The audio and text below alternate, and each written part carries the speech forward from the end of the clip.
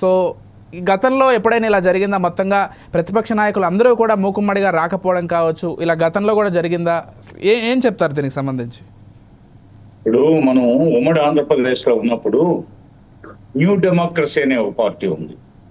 దానికి గుమ్మడి నర్సయ్య ఏకైక శాసనసభ్యుడు. ఆయనకి సమయం ఇచ్చేవాడు. ఈ రోజు నేను గుర్తుపెట్టుకుని ఆయన గురించి చెప్పడం అంటే, ఆయన ఎంతో గొప్పగా తన శాసనసభ నియోజకవర్గ సమస్యలతో పాటు రాష్ట్ర ప్రజలకు కావాల్సిన శాసనాలు నిర్మించడంలో ముందుండేవాడు. ఆయనకి విలువైన సమయాన్ని కేటాయించేవాడు ఆనాటి స్పీకర్. అదేవిధంగా సిపిఎం పార్టీ నుంచి బయటకు వచ్చి ఒక పార్టీ పెట్టాడు, మద్దికాయల ఓంకార్. ఆ పార్టీకి ఆయన ఒక్కడే శాసనసభ్యుడు.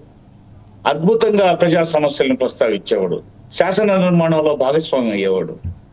మరి ఇవన్నీ ఉత్తర కుమార్ ప్రగల్భాలు, లేకపోతే డాగ్మాటిజం, పిడివాదం, హోదాలు, ప్రోటోకాల్ కావాలి వీళ్ళకి ప్రజా సమస్యలు ప్రస్తావించడానికి. అదేవిధంగా ప్రజా సమస్యలు మీద పోరాటం చేసేవాళ్ళు శాసనసభ్యులు కాకుండా ఎంతో మంది పేరు ప్రతిష్టలు తెచ్చుకున్నారు. ఎంతో మంది, ఉదాహరణకు పొట్టి శ్రీరాములు ఉన్నాడు. గాంధీ గారి సేవా కార్యక్రమాల్లో భాగంగా భారతదేశం అంతా బీహార్లో భూకంపం వస్తే భూకంప బాధితులను ఆదుకోవడానికి పోయాడు. నెల్లూరులో పోతే ప్రకాశం జిల్లాలో అంటరానితనం మీద ఉద్యమించాడు. అదేవిధంగా గాంధీ గారి స్వరాజ్య నిధికి నిధుల సేకరణకి ఎంతో కృషి చేశాడు. స్వాతంత్ర పోరాటంలో అయ్యే వ్యయాన్ని దృష్టిలో ఉంచుకొని స్వరాజ్య నిధి కోసం. మరి ఈ విధంగా చెప్పుకుంటూ పోతే ఎంతో మంది, వావిలాల గోపాలకృష్ణ ఉన్నాడు. ఆయన ఒక్కడే పోరాడేవాడు సత్తెనపల్లి నుంచి గెలిచి. మరి ఆయనకి ఎంతో గౌరవం ఉంది. చరిత్రలో వావిలాల గోపాలకృష్ణకి ఒక శాసనసభ చరిత్రలో ఒక పుట ఆయన పేరుతో చరిత్రలో లిఖించబడుతుంది. మరి శాసనసభలో పోరాటం చేయడానికి 11 మంది కూడా అవసరం లే, ఒక్కరు చాలు. మరి 11 మంది శాసనసభ్యులను పెట్టుకొని అందరిని తీసుకుపోయి మొత్తం ఉమ్మడి మన ఆంధ్రప్రదేశ్ నవ్యాంధ్రకు సంబంధించిన శాసనాల్లో భాగం పంచుకోవచ్చు చర్చల్లో. అదేవిధంగా వాళ్ళ 11 శాసనసభ నియోజకవర్గాల సమస్యల మీద ఇంతకు ముందు జనసేన మిత్రులు చెప్పినట్టు వాళ్ళు పాల్గొవచ్చు. ఇన్ని అవకాశాలు ఉన్నాయి, కానీ వాళ్ళకి అధికారం ముఖ్యం. వాళ్ళు పోతుంటే ఆడంబరంగా ఉండాల, రాజు వెడలే రవి తేజములు అలరగా అన్నట్టు జగన్మోహన్ రెడ్డి గారు పోతా ఉంటే అట్టహాసంగా ఉండాలి. అందుకు ప్రభుత్వ ఖర్చుతో పోతే అన్ని హంగులు ఆర్భాటాలు ప్రతిపక్ష నాయకుడు పాత్రగా ఇస్తే ప్రజలు తిరస్కరించారు ఆయన ప్రతిపక్ష నాయకుడు. విజయభాస్కర్ గారు, చిన్న విషయం ఇప్పుడు ప్రతిపక్ష నాయకుడిగా సభలో ప్రశ్నించడం వేరుగా ఉంటుంది, ఒక ఎమ్మెల్యేగా ప్రశ్నించడం వేరుగా ఉంటుంది. అది మీకు తెలుసు కదా. అవును, దానికి కొంత సమయం కేటాయిస్తారు ప్రతిపక్ష నాయకుడికి. ముఖ్యమంత్రి తర్వాత ఆయన అడగొచ్చు ప్రశ్నలు. మిగిలిన సభ్యులు ఎవరికి ఉండనటువంటి కొన్ని వెసులుబాట్లు ఉంటాయి సభలో ప్రశ్నలు అయ్యేదానికి.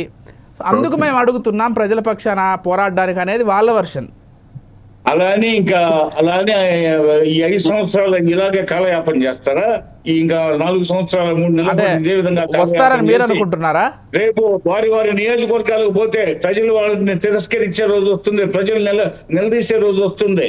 ఏమయ్యా, నువ్వు ప్రతిపక్ష హోదా పేరుతో కాలయాపన చేయడానికా? నీకు ఒంటరిగా పోవడం ఇష్టం లేదు, 11 మందిని వెంట తీసుకొని పోవడం ఇష్టం లేదు, నీకు ప్రోటోకాల్ కావాలా, నీకు బందోబస్తు ఉండాలా, పోతే నీకు అన్ని అధికార లాంఛనాలు కావాలన్నా?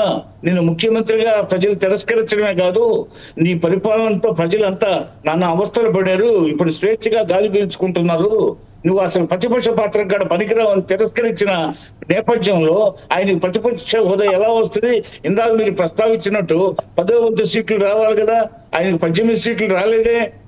మరి ఆయన 11 సీట్లే వచ్చాయి. మరి ప్రజలు తిరస్కరించిన దానికి, ప్రజలు ఆయన ముఖ్యమంత్రిగా గద్దెదించిన దానికి, ప్రతిపక్ష హోదాకి పనికిరాడని చెప్పేసి ప్రజలు పక్కన పెట్టిన దాన్ని మేము దృష్టిలో పెట్టుకోవాల్సిన ఆవశ్యకత ఉందా లేదా? అదే విధంగా రాజ్యాంగంలో ఎక్కడా లేదు. రాజ్యాంగంలో ప్రతిదీ రాస్తారా? మన ఇంట్లో ఏ రోజు ఏం వంట చేయాలనేది రాజ్యాంగంలో రాస్తారా? లేకపోతే మన ఊర్లో మనం ఏం తీర్మానం చేయాలి గ్రామ సభలో రాస్తారా? ఇవన్నీ రాజ్యాంగం అనేది కొన్ని మౌలిక సూత్రాలను రూపొందించింది. అంతేగాని నీకు ప్రతిపక్ష హోదా కావాలంటే ఇన్ని సీట్లు రావాలా అనేది, పలానా చట్టసభల్లో ఇన్ని సీట్లు ఉన్నాయి వాటికి ఇంత శాతం ఉండాలా అనేది ఇవన్నీ రాయలేదు. కాబట్టి మాకు ఇవ్వండి, ప్రతిపక్ష హోదా ఇవ్వండి, వాడు చెప్పే మాట. ప్రజలు తిరస్కరించారు. నువ్వు పరిపాలకుడుగా పనికిరావు, ప్రతిపక్ష హోదా పనికిరావు, నీ నీడే వద్దు, నీ పొడే మాకు గిట్టదని చెప్పి ప్రజలు ఆయన్ని పూర్తిగా తిరస్కరించారు. మరి ప్రజల ఆకాంక్షలను ప్రజాస్వామ్యంలో మేము గౌరవించాలా పర్లేదా? అనుగుణంగా మేము ప్రజా పరిపాలన చేస్తున్నాం, నియంతృత్వ పరిపాలన కాదు ఇది. ఆయనంతా నియంతృత్వం, ఆయనంతా దత్తం, ఆయన ఏదో మధ్యయుగాల నాటి చక్రవర్తి లాగా ఫీల్ అవుతున్నాడు. అవేమి కుదరవు ప్రజాస్వామ్యం.